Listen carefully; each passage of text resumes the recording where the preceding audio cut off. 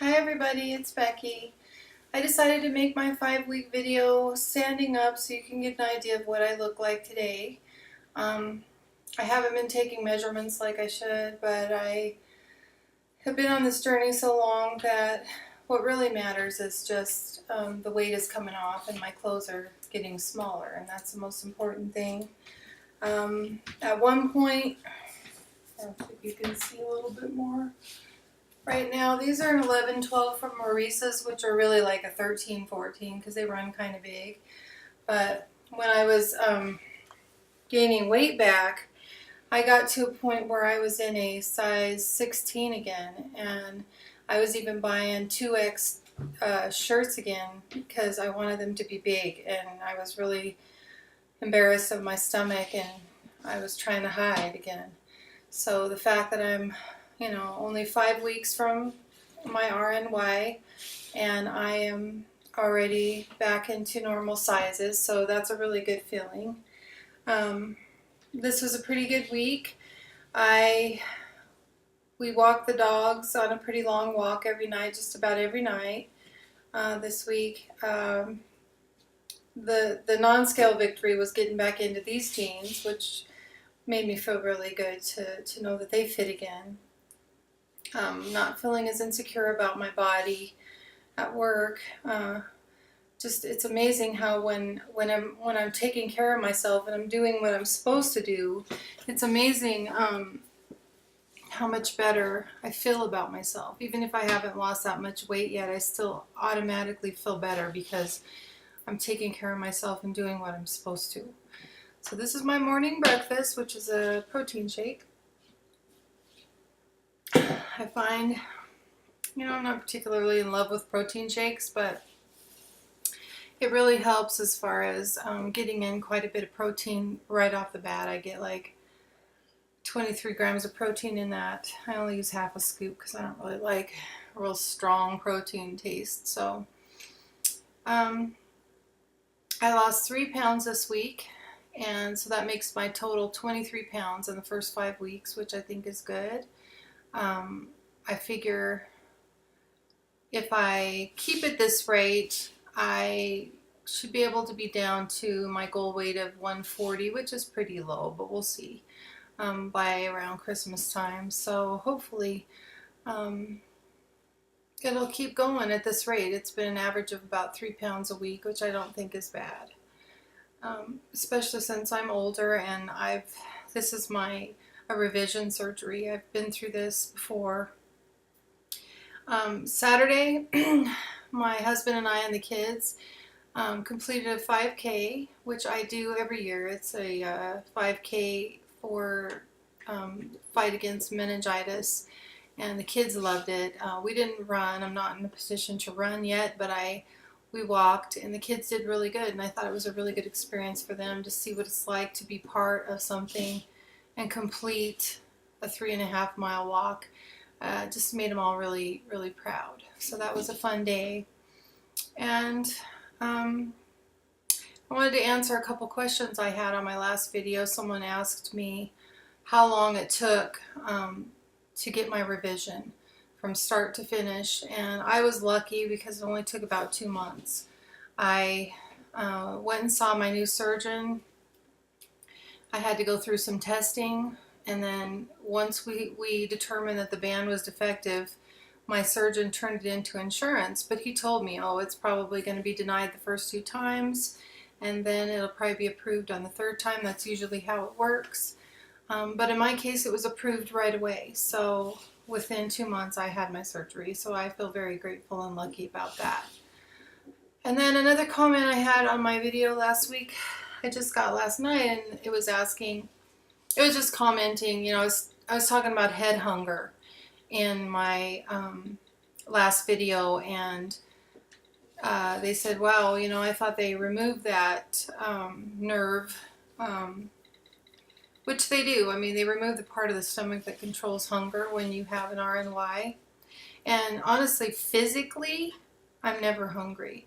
I don't have much of an appetite. A lot of stuff is not very appetizing to me. I'll start to eat it and it just doesn't taste good. And a lot of the things that I used to love don't taste good anymore. So I'm grateful for that. I mean, it's really cut down on my appetite. The head hunger is completely separate from the physical hunger.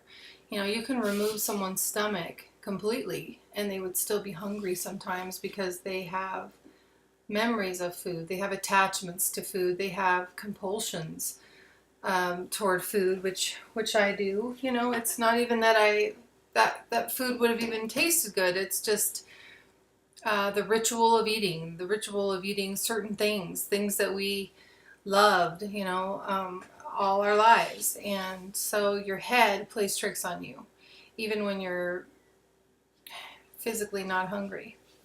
So those of you that are going to get RNY, keep that in mind. This isn't a cure. This isn't a miracle cure that all of a sudden you're not going to be hungry anymore and you're going to be cured, because that's not the case. You're still going to deal with the same emotional attachments you have to food. You're still going to deal with wanting to eat for no reason. A lot of us got obese for a reason. We ate and ate for no reason. I mean, we didn't have to have a reason to eat, did we? I mean, how many of us, while we were obese, ate when we were hungry? Did any of us even really know when we were hungry? You know, of course there were times when you were really hungry, but I think a lot of us ate just because we liked the pleasure of eating. So that is something that's in the head that you have to deal with and that you have to work with. And that just takes practice and that takes time. And it doesn't matter how long it's been, you're still going to have those moments. So that's how I feel about the whole head hunger thing. Let's see what else. Anything else? I don't think so. I mean, I feel like I've been doing pretty good. I've been able to tolerate most foods that I've tried. I've tried meats that, you know, as long as I chew really good. I noticed that we had some beef last night. It was a London broil, and even though I had little bitty pieces and chewed really good, I noticed when I got full, it felt like just a brick in my stomach. It was so heavy. So there's certain things that don't agree with me, and I've just been keeping note of those things and staying clear of them. I didn't care much for the texture of eggs. I don't know why. It's just, it feels uncomfortable in my stomach. There's really no other way to describe it. Chicken is probably my favorite meat right now. And I ate a salad for the first time the other day and it was delicious. Honestly, while I had my lap band, I couldn't eat a lot of lettuce and cold foods. I couldn't. So it's just really nice to know that I can eat a little more normally. I can't eat as much, which was the whole point of surgery.